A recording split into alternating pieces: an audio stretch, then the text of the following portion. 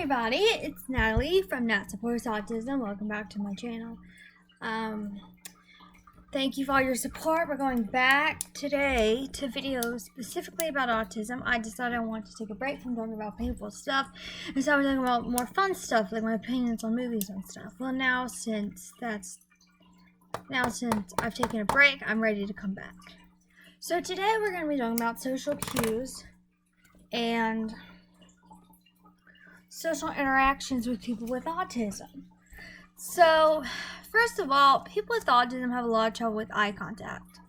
So, it makes them very nervous and uncomfortable to look someone in the eye.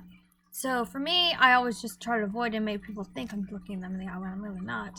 And so, a lot of people take offense sometimes at when a person with autism will look them in the eye, but they don't really understand that it's really intimidating and scary for that person with autism. So if you're ever in a conversation with someone with autism and don't look you in the eye, please don't take offense or expect them to look you in the eye. It's just, they can't do it.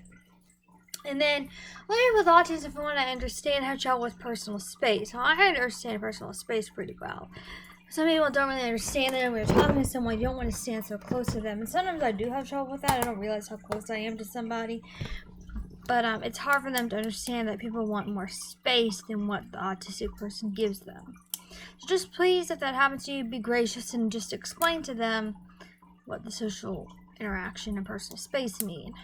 Now, social cues. Now, social cues are very difficult for people with autism.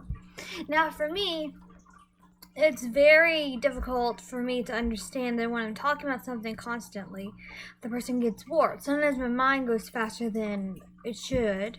I get excited talking about the subject and I go all over the place and I've gone way too fast for the person. Well, it's hard for me to understand that I've gone too fast or I'm talking too much because if that person just doesn't tell me. That's an important thing that's very helpful for me is if a person goes, hey, can you move on to something? Can we move on to something else or you're slow down a bit? Something like that would be very helpful for me. And I'm sure lots of people with autism would appreciate that too. And then another thing I wanted to discuss was playing with others. Playing with others has never been my strong suit. Like, I can't stand playing on the field, playing autistic at sports. But two, I just don't interact well with others. Like other peers and stuff, sometimes I'll have trouble playing games with them. Like, I'm comfortable playing one person at a time. When it's a big group, it's a lot harder for me. Because, like, I feel the need to control it or no one's really listening to me, then I just struggle. And it has nothing to do with whether or not I'm trying to be rude or something or just a loner or something, which I kind of am sometimes. But it's more to do with my trouble playing well with others. And a lot of autistic people struggle with that. Like, they usually play by themselves during lunch. People don't really understand that, or they don't really include them or invite them to play with them.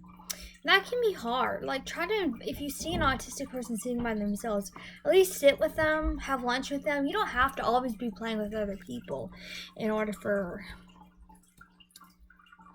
it. You should include everybody, including the autistic person. If you invite them to go to their game, that's great.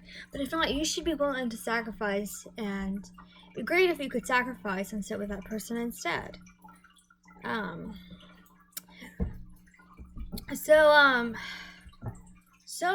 Having a conversation, I've mentioned this before in special interest. The special interest can really be a barrier between people because the person with autism loves to talk about their special interest.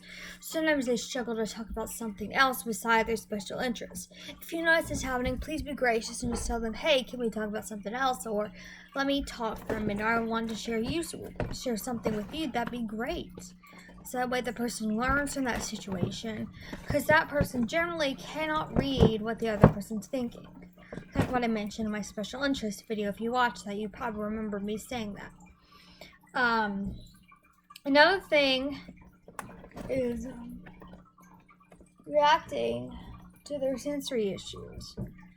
Like, it's difficult for an autistic person to go into a room where there's all this loud music. Like, for me, I struggle at dances because the music's loud, there's flashing lights and something, and I usually have to excuse myself and just stand up by myself.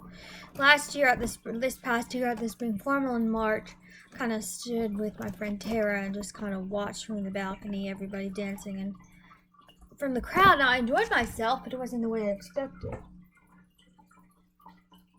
Because it wasn't just interacting with everybody or being in a big crowd. Not a fan of that.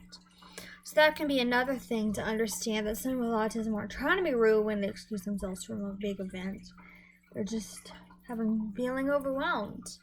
It's very easy to get overstimulated in crowds for me, and sometimes that leads to meltdown for autistic people. Like, you can misunderstand it as having a tantrum, when really they just can't handle it.